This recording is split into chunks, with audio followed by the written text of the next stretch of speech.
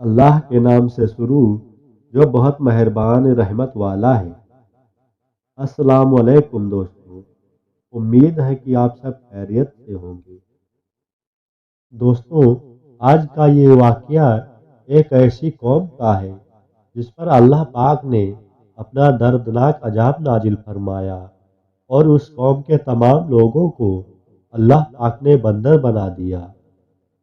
آخر اس قوم کے لوگ ایسا کون سا گناہ کرتے تھے جس کی وجہ سے اللہ پاک نے ان پر یہ دردناک عذاب نازل فرمایا، اور یہ لوگ بندر بننے کے بعد کتنے دن تک زندہ رہے، اور پھر ان کو کس طرح دردناک موت آئی۔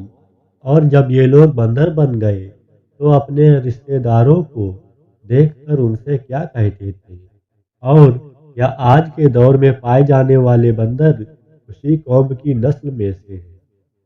ان تمام سوالوں کے جواب قرآن و حدیث کی روشنی میں آج کے قصے میں آپ کو بتاؤں گا۔ لہٰذا آپ سے گزارش ہے کہ اس ویڈیو کو آخر تک دیکھیں اور خوب اپنے دوستوں میں شیئر کریں تاکہ ہر مسلمان بھائی بہن کے پاس اسلامک جانکاری پہنچ سکے۔ دوستوں، انسانوں کے بندر بننے کی ابتدا حضرت داؤد علیہ السلام کے دور سے ہوئی۔ اس واقعے کا پس منظر کچھ یوں ہے۔ حضرت داؤد علیہ السلام اور ان کی قوم سمندر کے کنارے ایلا نامی ایک بستی میں رہتے تھے، اور ان کی تعداد تقریباً 70,000 کے قریب تھی۔ یہ قوم بڑی ہی خوشحال تھی اور اللہ پاک کی بہت زیادہ فرما بردار قوم تھی۔ اس قوم کو اللہ پاک نے بے شمار نعمتوں سے نوازا تھا، اور ہر طرف ہرے بھرے باغ تھے اور ہر طرف ہریالی ہی ہریالی تھی، اور اللہ تبارک و تعالیٰ کی بے پناہ کرم نوازی تھی، اور یہ لوگ اپنی اس زندگی میں بہت زیادہ خوش تھے۔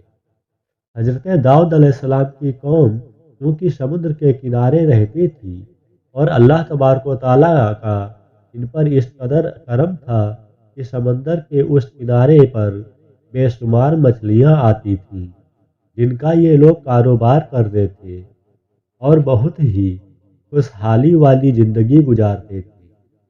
جب یہ لوگ اللہ پاک کی مہربانیوں کی وجہ سے خوشحال ہو گئے، پھر یہ قوم اللہ پاک کی نافرمانیوں کی طرف آئی اور طرح طرح کے گناہوں میں مبتلا ہو گئی، اور پھر اللہ پاک نے ایک دن اس قوم کا امتحان لینے کا ارادہ فرمایا، اور حضرت داؤد علیہ السلام کو وحی بھیجی کہ اپنی قوم سے کہہ دیں کہ ہفتے والے دن مچھلیوں کا شکار کرنا بند کر دیں، اور اس طرح اللہ پاک نے حضرت داؤد علیہ السلام کی قوم پر ہفتے والے دن مچھلیوں کا شکار حرام کر دیا، اور پھر یہاں سے اس قوم کی بربادی شروع ہو گئی۔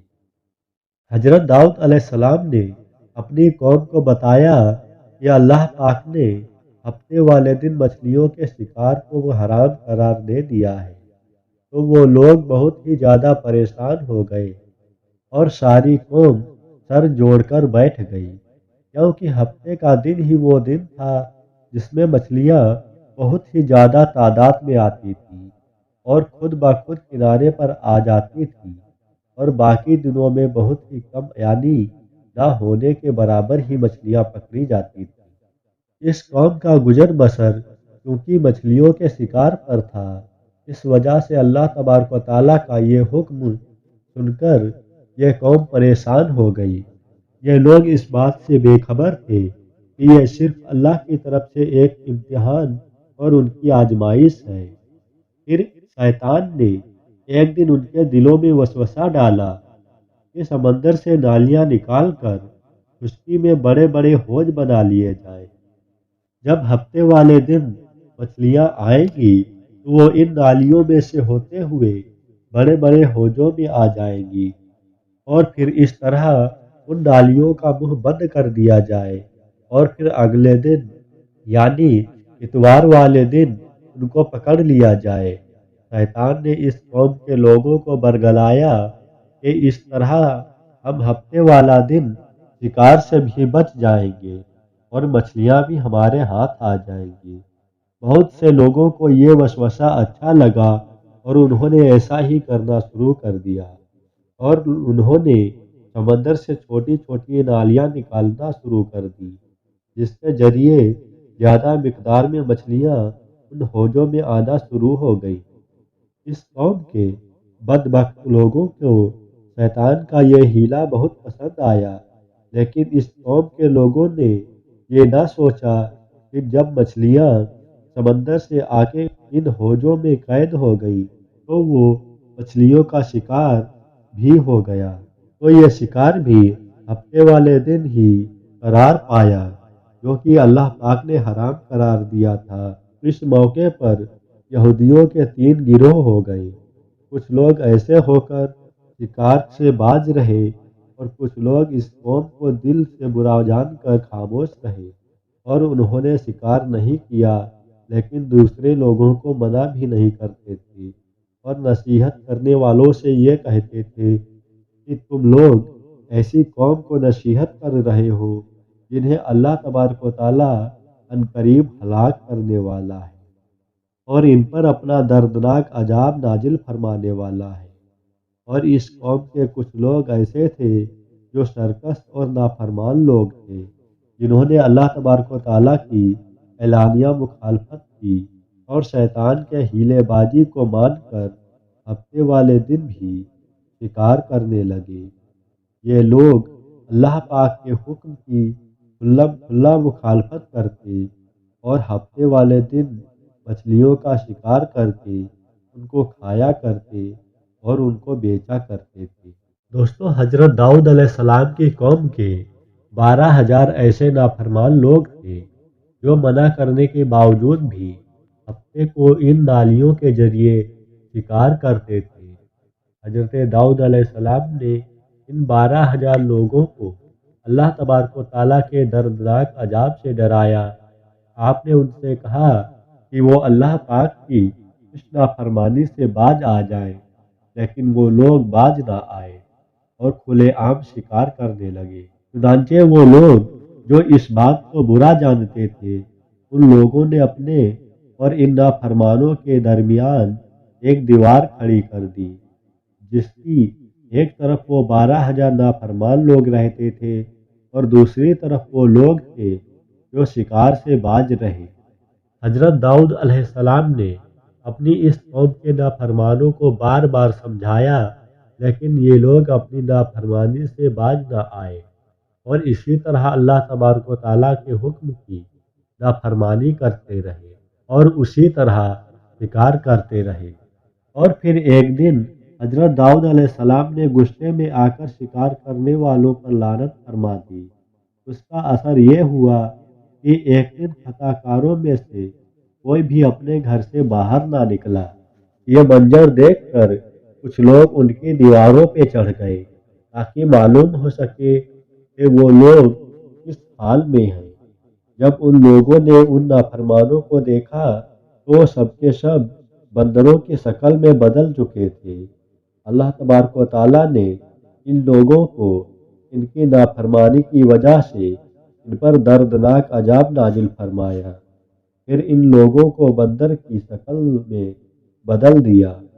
जब लोग इन मुजरिमों के घर के दरवाजे खोलकर अंदर दाखिल हुए तो वो लोग अपने रिश्तेदारों को पहचानते थे और उनके पास आकर उनके कपड़ों को सूंघते थे और जारो कतार रोते थे, लेकिन वह कुछ बोल नहीं सकते थे। अल्लाह तबारक व तआला के इन नाफरमान बंदर बन जाने वाले लोगों की तादाद 12,000 थी। इन 12,000 लोगों ने अल्लाह तबारक व तआला की नाफरमानी की और अल्लाह तबारक व तआला ने इनको बंदर बना दिया। अल्लाह तबारक व तआला सूरह बकरा में इरशाद फरमाता है, और बेशक जरूर तुम्हें मालूम है तुम में से वो जिन्होंने हफ्ते में सरकशी की और हमने उनसे फरमाया कि हो जाओ बंदर दुदकारे हुए। इस तरह हजरत दाऊद अलैहिस्सलाम की कौम के 12,000 नाफरमान लोग बंदर बन गए। ये लोग 3 दिन तक जिंदा रहे और इस दौरान ये ना कुछ खा सकते थे और ना कुछ पी सकते थे। और यूं ही भूखे प्यासे सबके सब हलाक हो गए और 3 दिन के अंदर अंदर सबके सब मारे गए। और वो लोग जो इन नाफरमानों को अल्लाह तबारक व ताला की नाफरमानी से मना करते थे, अल्लाह तबारक व ताला ने उनको इस अजाब से सलामत रखा। और वो लोग जो इस शिकार को बुरा जानकर खामोश रहते थे, अल्लाह तबारक व ताला ने उनको भी इस अजाब से महफूज रखा। अब बात करते हैं कि आज के दौर के बंदरों में से कोई बंदर उनकी नस्ल में से भी मौजूद है, या फिर आज के दौर में पाए जाने वाले बंदर उन्हीं लोगों की नस्ल में से है। इसके मुतालिक रिवायत में आता है कि हजरत अब्दुल्ला बिन मसूद रज़ियल्लाहु ताला अन्हु से रिवायत है कि नबी करीम सल्लल्लाहु ताला अलैहि वसल्लम से किसी ने सवाल किया कि क्या आज के बंदर हजरत दाऊद अलैहिस्सलाम की कौम में से हैं? तो हुजूर नबी करीम सल्लल्लाहु ताला अलैहि वसल्लम ने फरमाया कि अल्लाह तबारक व ताला जिस कौम पर अजाब भेजता है या उनकी शक्लों को बिगाड़ देता है, तो ये अजाब सिर्फ उन्हीं पर होता है जिन पर वो अजाब नाजिल हुआ था, और उसके बाद अल्लाह तबारक व ताला उन लोगों को हलाक कर देता है और उनकी आगे नस्ल नहीं बढ़ती। इसलिए ये बात गलत है कि आज के बंदरों में भी हजरत दाऊद अलैहिस्सलाम की कौम के लोग शामिल हैं। ऐसा कुछ भी नहीं है। वो लोग सिर्फ और सिर्फ 3 दिन जिंदा रहे और फिर सबके सब हलाक हो गए, और अल्लाह तबारक व ताला ने उस कौम के नाफरमानों को सफाए हस्ती से मिटा दिया। दोस्तों, ये था हजरत दाऊद अलैहिस्सलाम की कौम का बंदर बनने का वाक़या। दोस्तों, इस इबरतनाक वाक़ये से हमें यह सीखने को मिलता है कि अल्लाह तबारक व ताला की हमेशा फर्माबरदारी करना चाहिए। अल्लाह तबारक व ताला की नाफरमानी नहीं करना चाहिए। अल्लाह तबारक व ताला हम सबको दीन के रास्ते पे चलने की तौफीक अता फरमाए। आमीन या रब्बुल आलमीन। दोस्तों, ये वाक़या आपको कैसा लगा? कमेंट बॉक्स में अपनी राय का इजहार ज़रूर फरमाएं। अल्लाह हाफिज़।